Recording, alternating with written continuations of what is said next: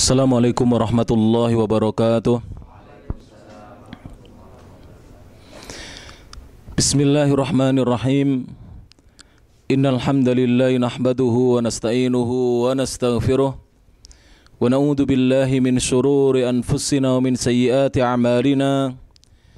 Man yahdihillahu fala mudhillalah wa man yudlil fala hadiyalah. Asyhadu an la ilaha illallah wahdahu la syarika lah wa asyhadu anna Muhammadan abduhu wa rasuluh. Ya ayyuhalladzina amanu taqullaha haqqa tuqatih wa la tamutunna illa wa antum muslimun. Ya ayyuhan nasu taqu rabbakumul ladzi khalaqakum min nafsin wahidah wa khalaqa minha zawjaha wa batha minhuma rijalan katsiran wa nisaa'a.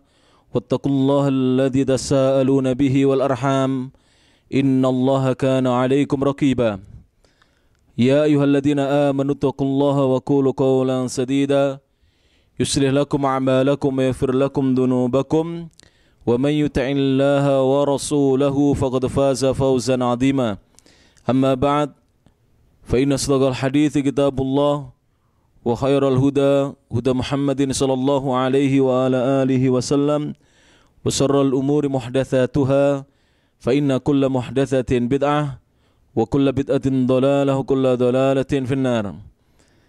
Jemaah yang dirahmati Allah Subhanahu wa taala, kita masih dalam pembahasan bab sutratul musalli, sutrahnya orang yang melaksanakan salat. Tinggal 2 hadis. Setelah itu kita akan masuk bab yang baru.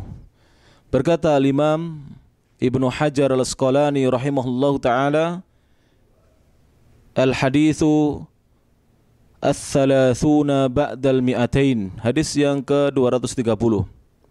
Wa an Abi Hurairah radhiyallahu anhu, dari sahabat yang mulia Abu Hurairah radhiyallahu an, beliau mengatakan, anna Rasulullah sallallahu alaihi wasallam qala, bahwasanya Rasulullah sallallahu alaihi wasallam beliau bersabda.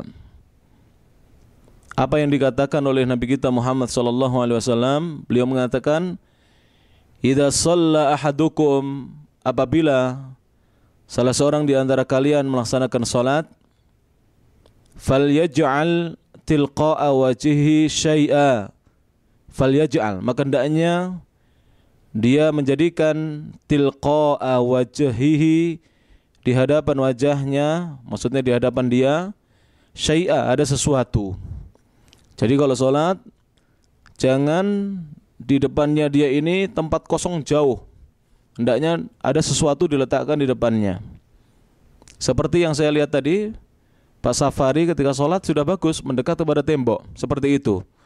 Jangan temboknya di situ, dia berdiri di sini menghadap sana, terlalu jauh, mendekat. Nah, kalau seandainya temboknya masih 50 meter, kita dekat, nggak mungkin. Letakkan sesuatu di depannya, seperti gelas aqua ini, atau apa saja yang bisa diletakkan di depannya. Kata Nabi SAW, fa'in lam yajid, apabila orang yang sholat itu tidak mendapatkan sesuatu, falyansib asa, maka hendaknya dia menancapkan tongkatnya. Zaman dahulu, masjid yang dibangun di zaman Rasulullah SAW belum berlantai seperti sekarang ini. Dahulu masjid masih berupa tanah langsung, sehingga bisa ditancapkan tongkat. Kalau sekarang tidak bisa karena semua sudah di lantai. Yang jelas, letakkan sesuatu, diberdirikan seperti ini, jangan diletakkan begini, letakkan begini di depan kita. Seandainya hanya ada satu botol aqua ini dijadikan sebagai apa? Sebagai sutra. Walaupun ukuran segini belum mencapai sasaran. Sebenarnya seperti sandaran yang ada di kendaraan atau di pelana onta. Zaman dahulu itu di belakang orang yang mengendarai onta itu ada sandarannya. Dari papan kecil. Tingginya kurang lebih antara 30 cm sampai 45 cm.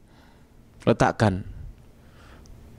Seperti ini untuk penyangga kamera ini cukup kalau diletakkan kita bisa sholat di di depannya begini, menghadap kepada penyangganya.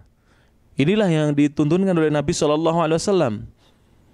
Fa'ilam yakun, jika tetap kita tidak mendapatkan tongkat atau apapun yang bisa kita tegakkan, kita berdirikan di hadapan kita, fal yakhutta khatta, maka hendaknya orang yang sholat itu menggaris dengan sebuah garis di depannya. Jadi kalau seandainya tidak ada apa-apa, menggaris. Saya katakan tadi, ini di zaman Nabi, masjid belum berupa lantai sehingga bisa digaris karena tanah. Kalau sekarang bagaimana Ustadz? Gampang, letakkan saja dompet di depannya atau pulpen di depannya ya. Sehingga orang tahu ini tempat sujud saya, jangan lewat di depan sini. Kau mau lewat di belakangnya. Paham? Misalnya kalau dompet ini saya letakkan begini ya. Kemudian kepala saya sujud di sini, orang tidak akan lewat di sini karena tahu ini tempat saya sujud. Orang akan lewat di belakang apa? Dompet. Tapi hati-hati dompet. Waktu sujud nanti diambil orang.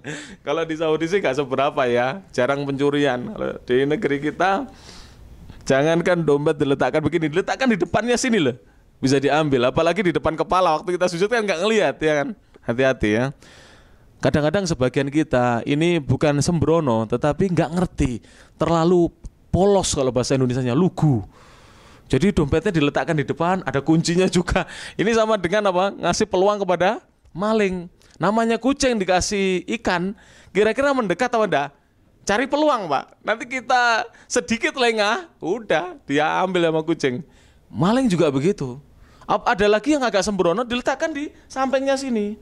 Bahaya ini. Kita waktu rukuk, sujud, dia akan mengambilnya. Dan ini kejadian sangat banyak sekali.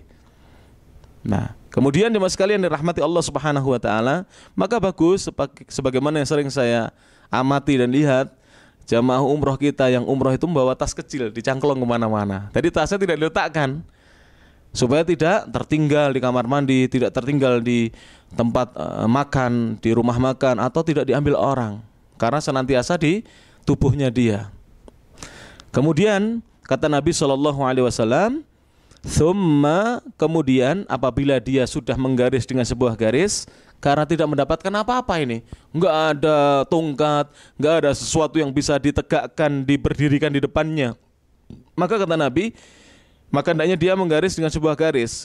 Thumma, kemudian, la yadurruhu, tidaklah akan membahayakan dia atau merusaknya, man marra, siapa saja yang lewat, baina yadaihi, di hadapan dia.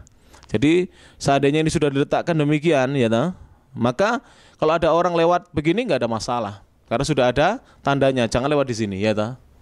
Tapi kalau nggak ada tandanya, orang mau lewat, kadang orang itu mau ngukur nggak tahu sampai di mana dia sujudnya nanti letaknya. Kita yang bisa memperkirakan.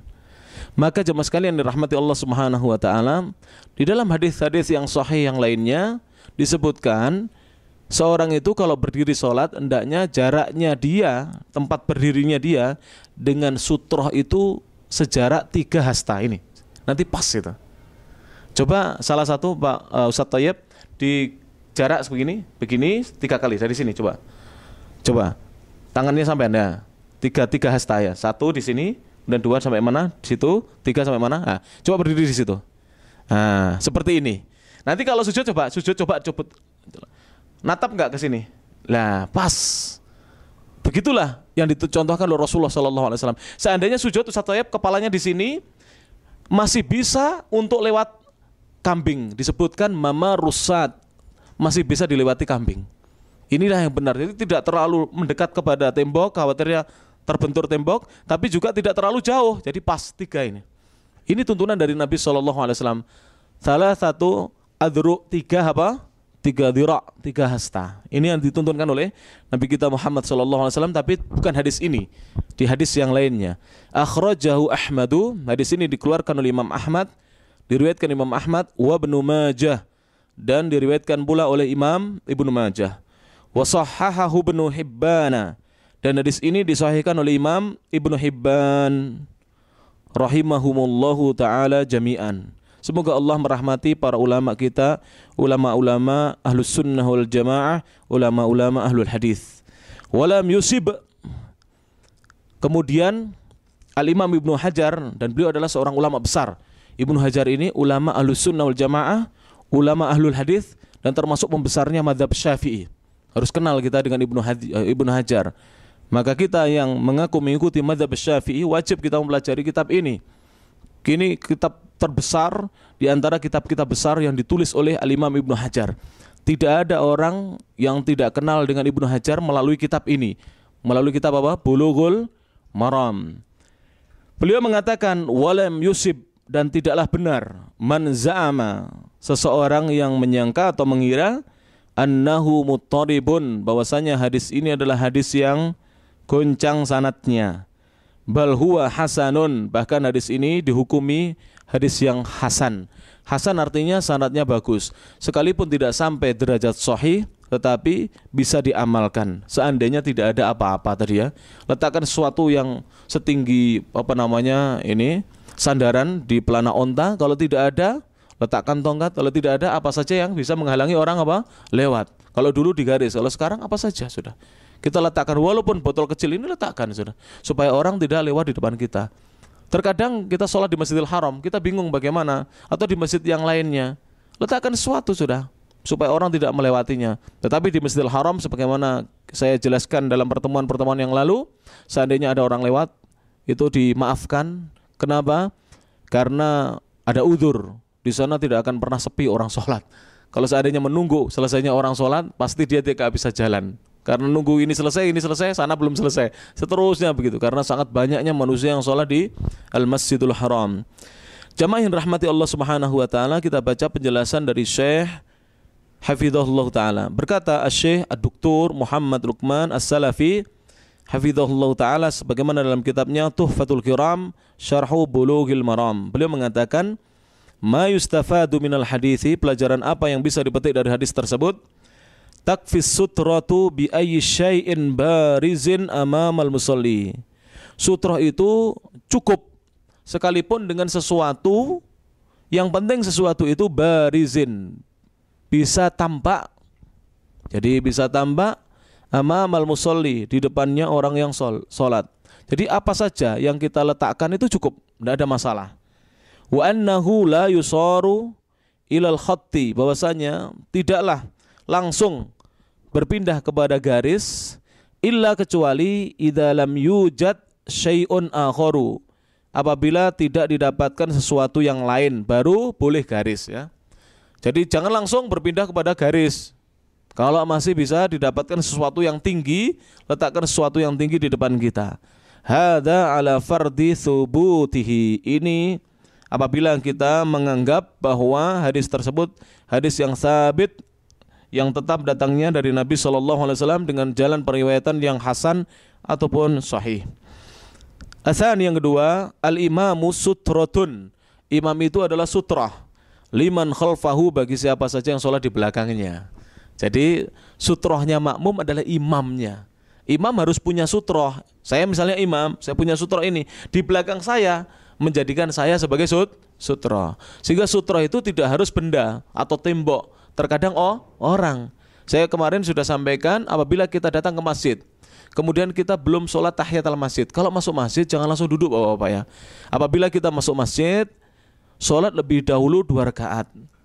Sebab para ulama mengatakan minimal hukum sholat tahiyatul masjid itu sunnah muakkadah.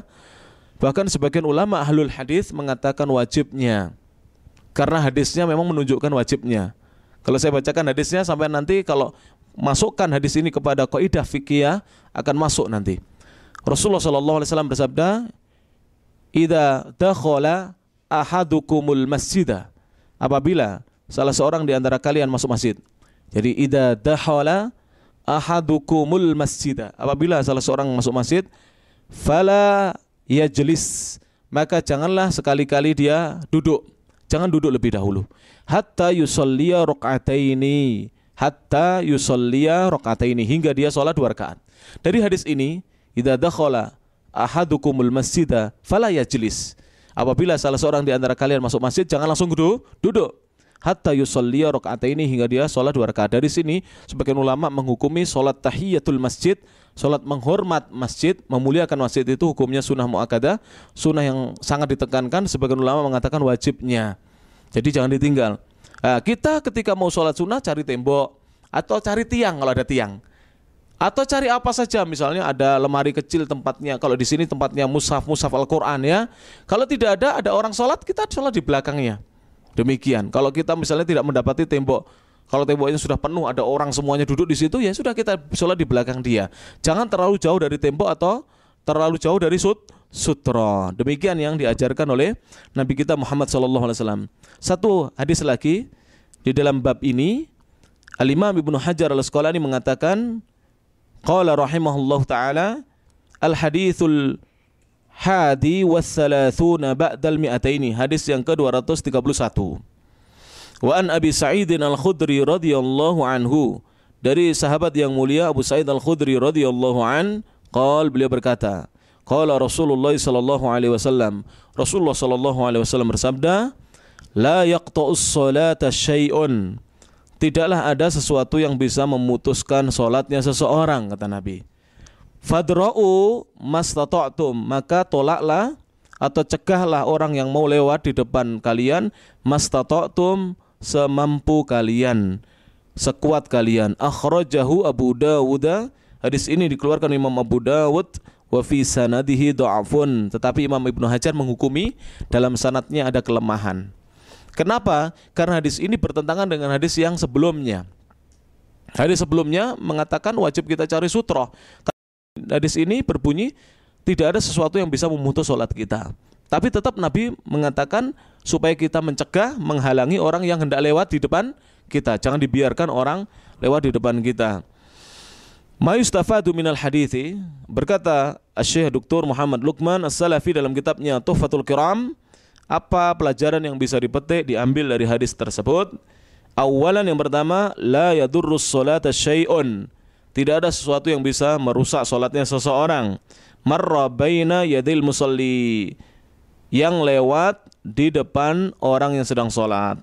Lakin, akan tetapi, yu'ariduhu hadithu Abi Dzarrin, tetapi hadis ini bertentangan dengan hadisnya Abu Dzar, alladzi marra, yang telah lewat, sudah kita pelajari bersama. Tahtar raqmi, di mana hadis itu bernomor 16 wa mi'atain, bernomor 216. Waqad rawahu Muslimun, dan sungguh hadis yang terdahulu diriwayatkan oleh Imam Muslim. Jadi hadis yang terdahulu diriwayatkan oleh Imam Muslim dari sahabat Abu Dzar itu telah kita pelajari bersama bahwa wajib kita mencari sutra. Wa hadza haditsun dhaifun, adapun ini adalah hadis yang lemah. Fala yuqawimuhu, hadis ini tidak bisa menandingi hadisnya Muslim. Jadi kalau hadis itu jemaah sekalian sudah pernah saya sampaikan ya, derajat tertinggi apabila hadis itu diriwayatkan oleh Imam Bukhari dan Imam Muslim. Ini tertinggi ya. Kalau ada sebuah hadis diriwayatkan Imam Bukhari dan Imam Muslim atau muttafaqun alaih, disepakati oleh keduanya, maka ini derajatnya tertinggi setelah dalil Quran.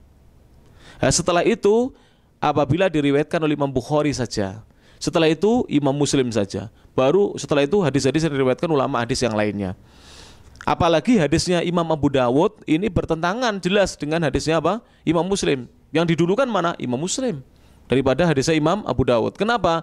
Karena hadis-hadis yang terdapat dalam Sunan Abu Dawud tidak semuanya sahih. Ini kalau hadis-hadis yang terdapat dalam Sahih Muslim semuanya sahih. Nah, ini yang harus difahami. Sehingga tidak boleh kita mempertentangkan hadisnya Imam Abu Dawud dengan hadisnya Imam Muslim.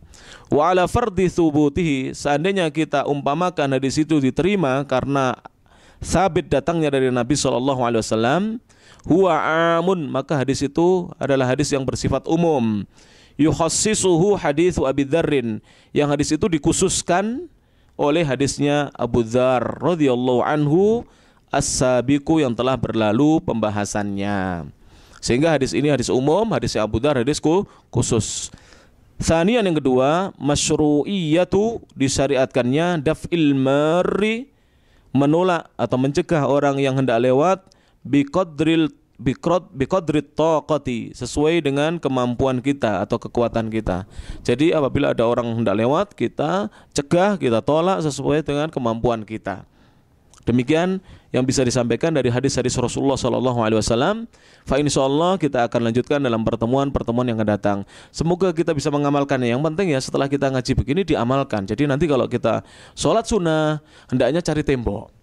Kalau nggak ada tembok, tiang. Kalau nggak ada tiang, orang yang sholat di depan kita atau sedang duduk di depan kita.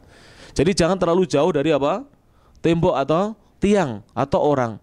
Karena ini sunnah dari Nabi SAW. Minimal hukumnya sunnah. Perkara sunnah itu apabila kita kerjakan, ini ganjarannya besar, pahalanya besar. Satu. Yang kedua, akan mendatangkan perkara sunnah itu kecintaan dari Allah Subhanahu wa taala. Allah mencintai orang-orang yang mengerjakan perkara-perkara yang sunnah. Kalau mengerjakan perkara yang wajib banyak orang bisa ya. Tapi perkara yang sunnah tidak banyak yang bisa. Mohon maaf loh, saya tidak ngeritik ya. Kalau sholat 5 waktu banyak orang yang bisa. Ini pun banyak orang yang masih saja tidak memperhatikan sholat 5 waktunya. Padahal ini wajib. Tetapi seorang yang sudah 5 waktu kemudian mengerjakan sholat-sholat sunnah, baik itu rawatib, ataukah tahajud, ataukah duha, ini lebih bagus. Kenapa? Dan lebih dicintai oleh Allah Subhanahu wa taala. Karena perkara sunnah biasanya berat. Walaupun yang meninggalkannya tidak dihukum karena itu hanya perkara sunnah, tetapi seorang yang meninggalkan sunnah akan rugi nanti pada hari kiamat jika perkara-perkara yang wajib ada kekurangannya, tidak ada perkara sunnah yang bisa menambalnya. Karena nanti orang yang akan menghadap Allah pada hari kiamat akan dilihat sholat-sholat wajibnya. Jika sholat wajibnya ada kekurangan, ada bolong-bolongnya, maka akan diambilkan ganjaran dari sholat sunnah untuk menambah kekurangan sholat wajibnya. Lah kalau nggak punya sholat sunnah gimana? Nah ini, sebagaimana puasa wajib ya, puasa wajib jangan ada yang bolong. Kalau kemarin ada yang bolong Ramadannya segera qadha. Ya.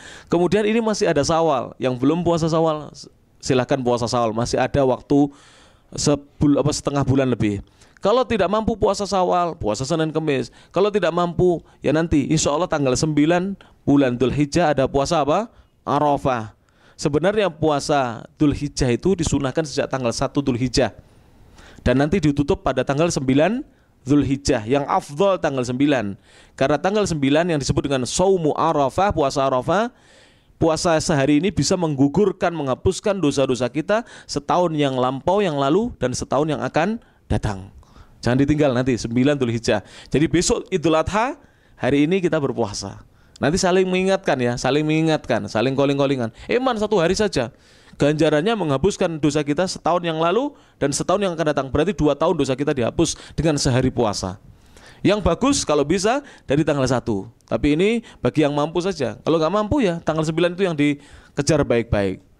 Disebutkan kalau misalnya kita mampu hanya 2 misalnya tanggal 8 dan tanggal 9 tidak mengapa. Tidak mengapa. Demikian yang bisa disampaikan, semoga bermanfaat. Fa insyaallah akan kita lanjutkan dalam pertemuan-pertemuan yang akan datang. Subhanakallahumma wa bihamdik asyhadu an la ilaha illa anta astaghfiruka wa atubu ilaik wa akhiru da'wana anil hamdulillahi rabbil alamin. Wassalamu alaikum warahmatullahi wabarakatuh.